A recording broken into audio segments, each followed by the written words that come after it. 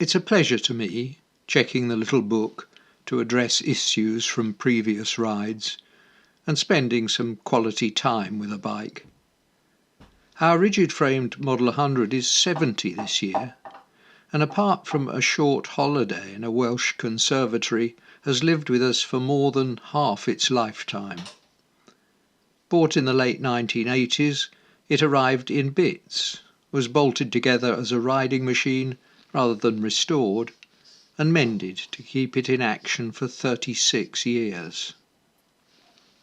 Looking over the Panther before a day out with the local vintage and classic group, I'm taking this as an opportunity to celebrate that long relationship, to share some memories and perhaps shed a little light on why we get so ridiculously attached to inanimate objects, and to motorcycles and people. I'm in talkative mood today, so my apologies to the viewer who suggested that I shut up and let him hear the bike. Another time, maybe. So many memorable trips, and when I don't recall the details, the notebook does. Miles covered and incidents enough to fill an evening with anecdotes. Sometimes everyday moments are recalled because they turn to high drama, like my daily ride along the outside of a slow-moving traffic queue, lane splitting on the way to work. Still half a mile from a clogged roundabout, the front tyre burst, and in an instant the Panther's steadfast steering turned approximate. Each tiny handlebar adjustment set us lurching to left and to right, but somehow I shot through a moving gap between two cars and feathered the rear brake to pull up at the curbside, wide-eyed and shaking. Before these days, when aid is just a pocket phone away, a walk to the nearest telephone box served well to dissipate my adrenaline overdose.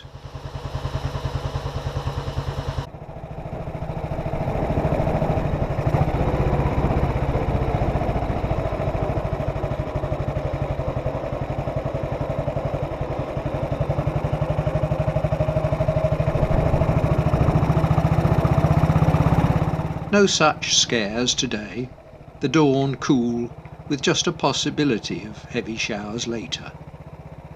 I roll up at the start to sign on and chat before we set out.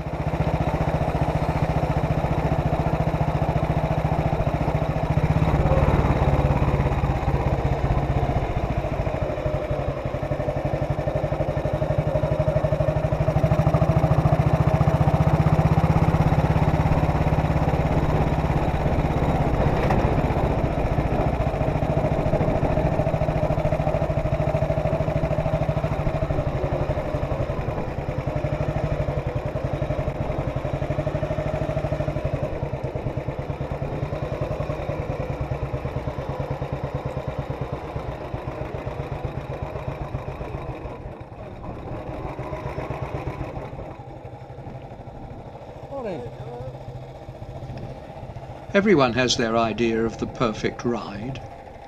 Mine is a well-written route along the kind of roads which my steed would have travelled in the mid-1950s. And Peter and Barry have devised exactly that. Yeah, I still wouldn't know which turn is to take, and I know where the Corby is and I know where the pub is, that's amazing. Hello Peter, how are you? I'm alright. Good. Yes, very well. 19 names and I was 39 quid in there with that bloke putting that extra pen in. Fair enough.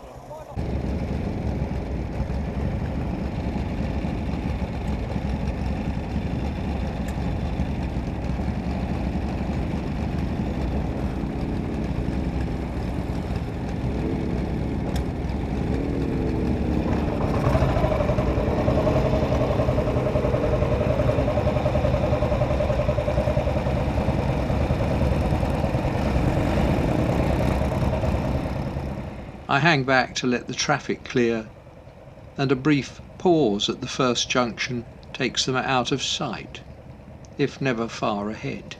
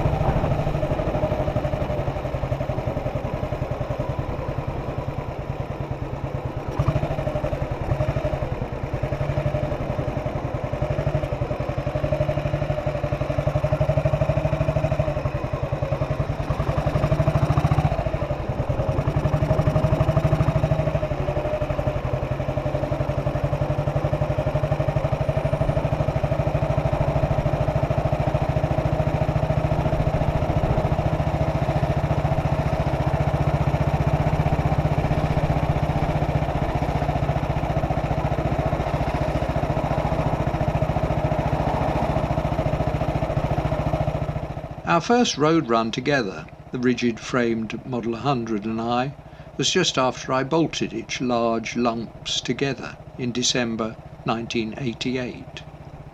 My local test track was an anti-clockwise loop, returning to the other side of the village, or in this instance, half a loop, because climbing a hill a couple of miles out, the engine died.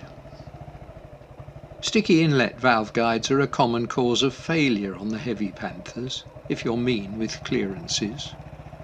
I pushed home and got the reamer out, but after a few local shakedowns, I threw the Model 100 in at the deep end on the VMCC Norwich section's round Norfolk run, accompanied by Angie on her plunger-framed BSA B31.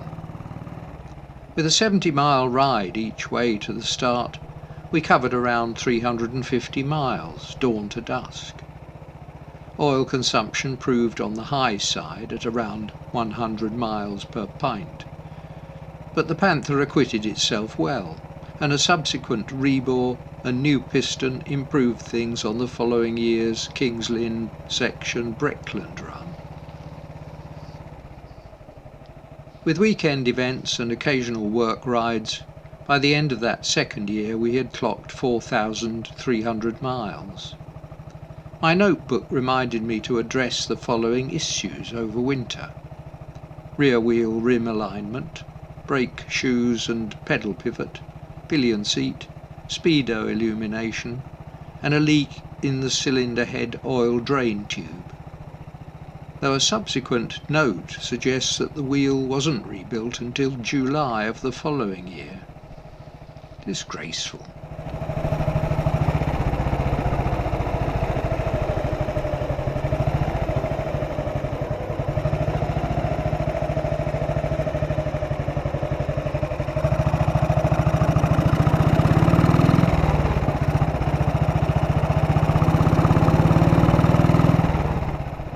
Some of the Panther's trips are epics in their own right, like our holidays to Era in 1990, with Angie on pillion, and 1991 riding alongside her 350 BSA and the Vincent outfit of our friend Pip.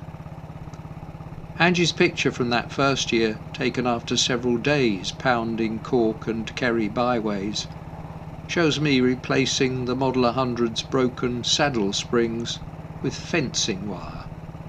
Result, the print of a grilled sandwich on the seat of the trouble.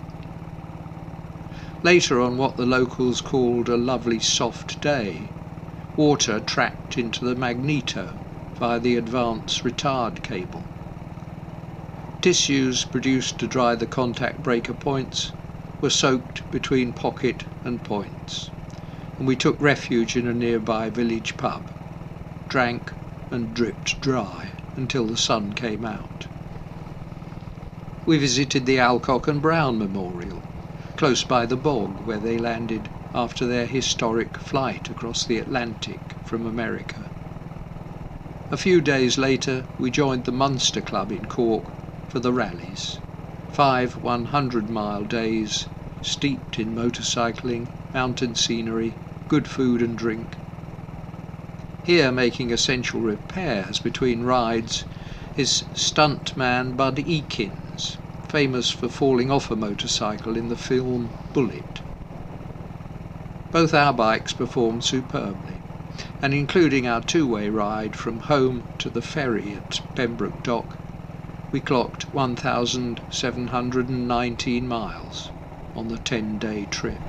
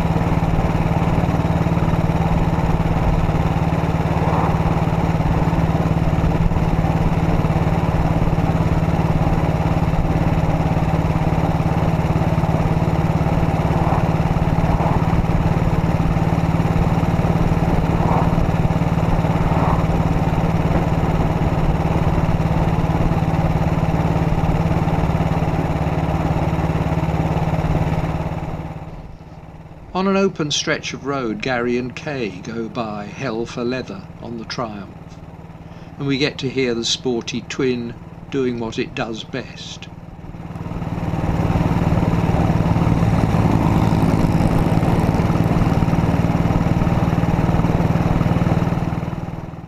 Different ways of enjoying the ride. B&M had no pretensions regarding sloper performance in the sports sense, though they were happy to tag along with the crowd in upping a 600 motor to 650 cc's, when other manufacturers offered increases in capacity.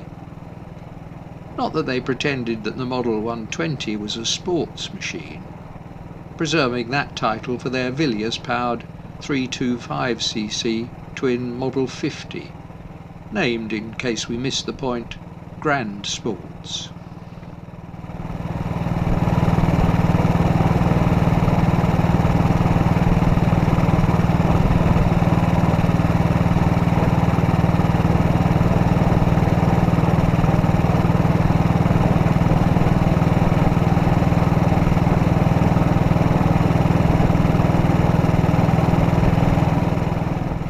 The lazy Panther beat endeared me to these beasts from the start, and it still delights.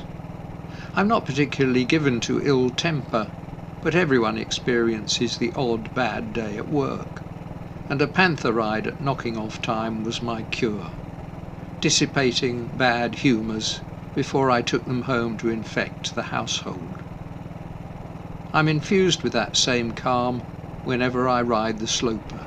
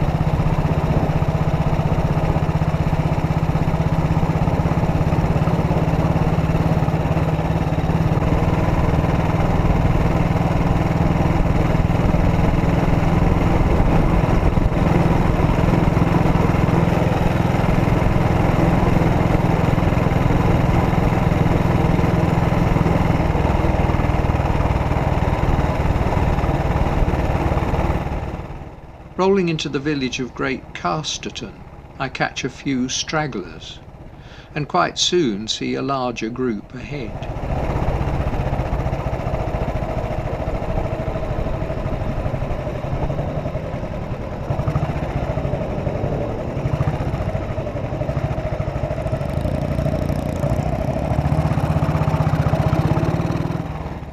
The road is clear, and we're quickly away, so I ease off on the throttle and resume my route reading, recalling another memorable ride on this machine.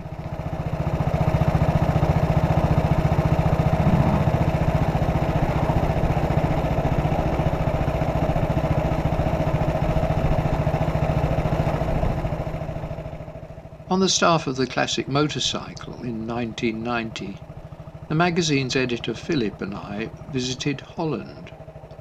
Crossing Essex for the ferry, his 1926 Model 18 Norton developed a vibration in the left footrest, but with our passage from Harwich booked and accommodation arranged with members of the Dutch VMC, turning back was not an option.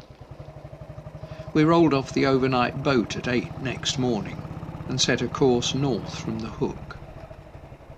Philip soon pulled into a garage, climbing off and stamping his foot to ease pins and needles. Taking out tools, he adjusted the chains, but it was obvious by now that a main bearing was failing. Our destination still 100 miles away. The editor's approach to problems is uncomfortably akin to my own. Worry them to death. He took the lead, setting pace, and we rode without stops, nothing to eat or drink since breakfast on the boat, until some hours later I saw a sign to Dwingelo, a town written in my notebook in case we were separated. With a glance over my right shoulder, not yet settled into riding on the right, I pulled up beside the Norton, yelled and accelerated for the exit. We rolled into our host's, Rule and Henny's place at midday. The vibration is not getting any worse, and Philip is determined to ride the Model 18 to meet other members of the club. At Vincent and Vio's, we look over a Kerry under restoration, ride out together, and return to eat and chat until after dark. The Panther's 6-volt electrics leave something to be desired, and Philip is riding on old-fashioned tungsten filament cycle lights, but it's clear moonlight. I ride tail-end Charlie on sidelights, while Yakko leads us back to the Aimster Road on his rigid-framed matchless. The flies which met their ends in thick yellow bursts during the day are gone with the sun, the night cool, the road smooth, and its curves perfectly scribed, with none of the freehand style of England's byways. Night smells are rich and warm along the canal sides, the house lights reflected in water as we bathe in a wash of night air to the soundtrack of that unique single-cylinder beat.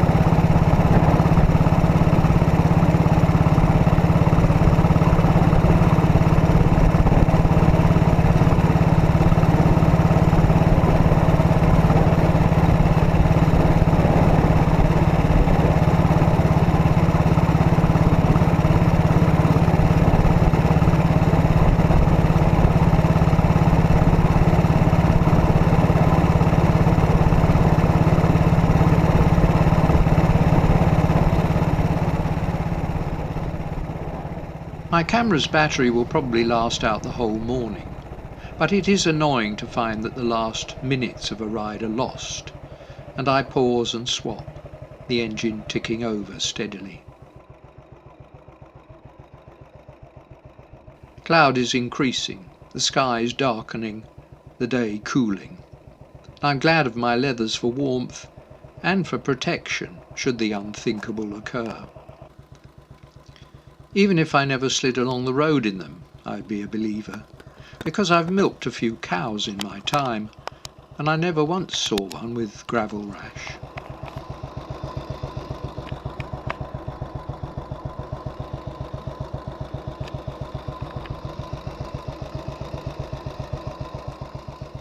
We're off again. I know start and lunch venue, but the ways between are many and varied. Staying on track is a matter of honour, so I keep alert and try not to second guess the route setters.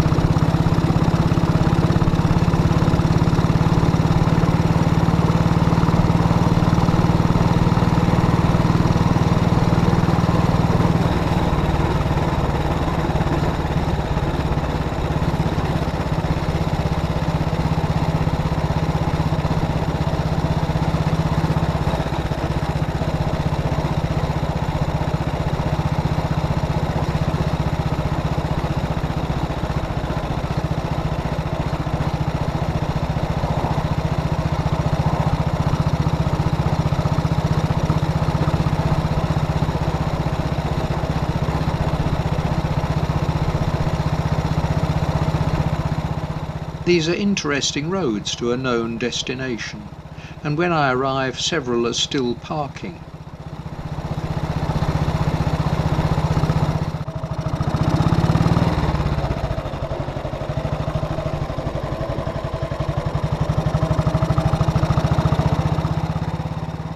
Fellow Panther owner Neil directs me to a corner spot.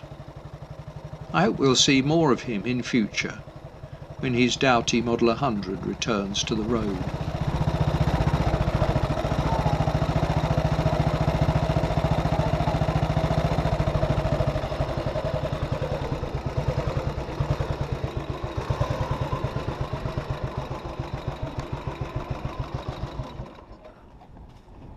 Well, that was homogenising that last stretch by Kirby Hall there. Yes. On a rigid. Fantastic. Yeah. How is she? All right. Yes, I think settling now. The trouble is it hasn't been used this year. It's just Right. it's been sitting there for various reasons. Yeah. So I'm not far behind the crowd then. Oh, good. No, we've no 5 minutes at Just the most. about, yeah. It was just parking was a bit of a problem. Oh, yeah. Couple of things. I Yeah. take it you're well. I'm very well, thank you. And Excellent. how are you? I'm fine. Good. There's a still, and I think you were going to a rally at the time, but both you and Angie on solos, Yeah. and you talk about that she used to ride. Blah, blah, Oh, blah. yeah. Now the bike that she's on in Right. that photo looks very much like this one. Yeah, I would think it's very Oh, likely. so right. Yeah, okay. because I would be on the 1930, so yeah. I can't remember. Yeah, You're I would definitely think. both said, but I thought, oh, is it the same? Yeah, she used to ride this a lot. Fantastic. And because it's fairly low, she's not long Yeah, in the leg, and it's fairly low, close to the ground. So, yeah. and I spent many hours yesterday tearing nicely apart mine, Oh, good. but for some reason I thought it had seized, Right. and then I managed it kicked over. Okay. So yeah. that's one colourless.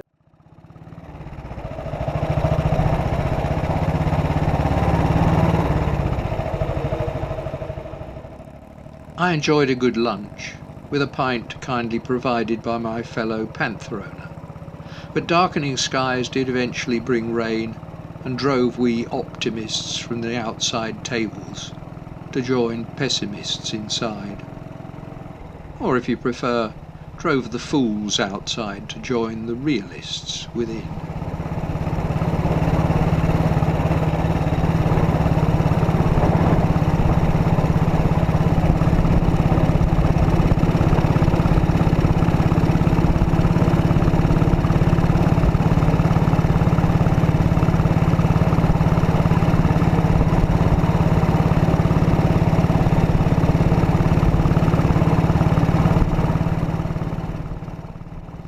The homeward ride is fuelled by a morning top-up of the Panther's 4-gallon tank.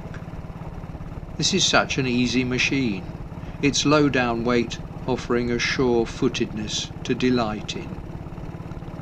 When my attention was caught by a vintage 500 from 1930, Angie adopted the Model 100, and we both flew the Panther flag for rallies and runs. Here she is ploughing blissfully through a ford in Norfolk, pictured by run organiser Paul Fletcher.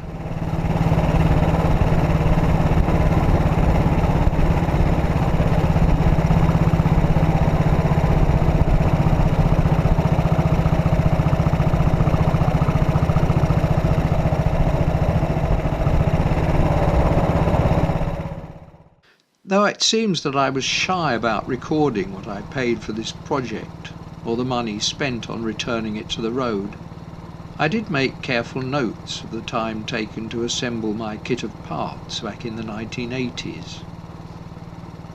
A club member was looking for someone to put his together, and I calculated that at a modest £5 an hour, labour-only costs would exceed £1,000. At a time when advertisements in the club magazine Sloper suggested that a few hundred more would buy you a taxed and tested heavyweight Panther. I didn't want the job anyway.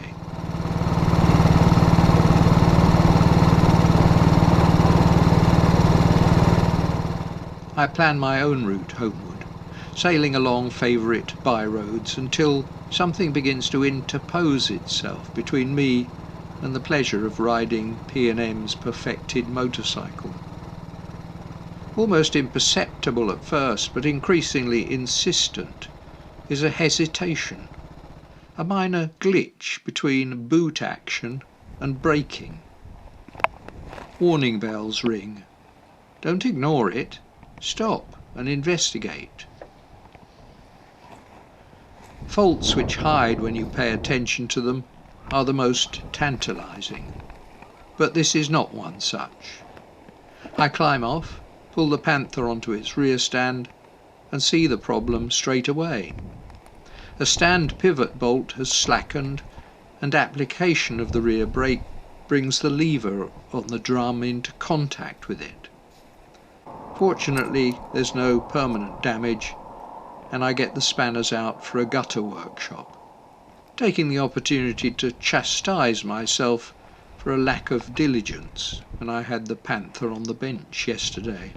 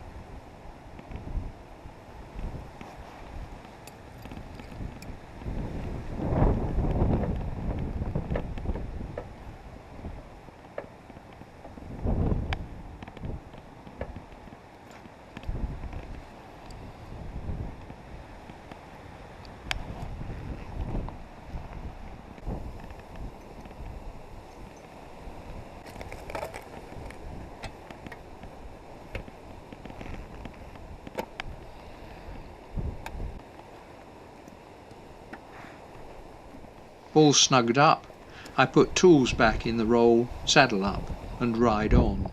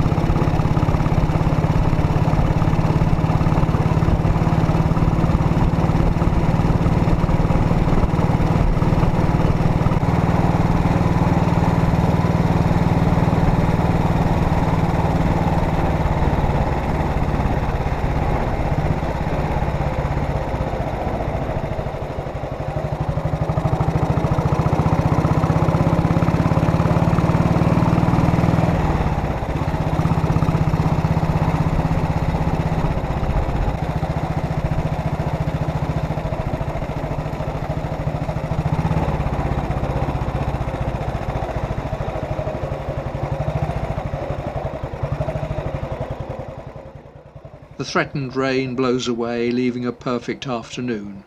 The Panther's chronometric speedo recording another 116 miles as I roll into the shed.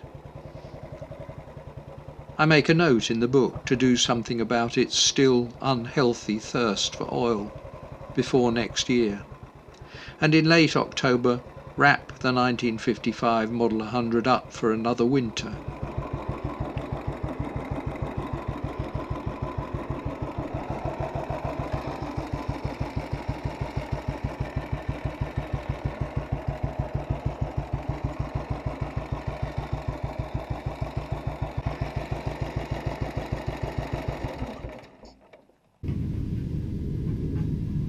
"18,000 miles on its odometer is perhaps not a remarkable total for all those years, even on a bike shared with a number of others.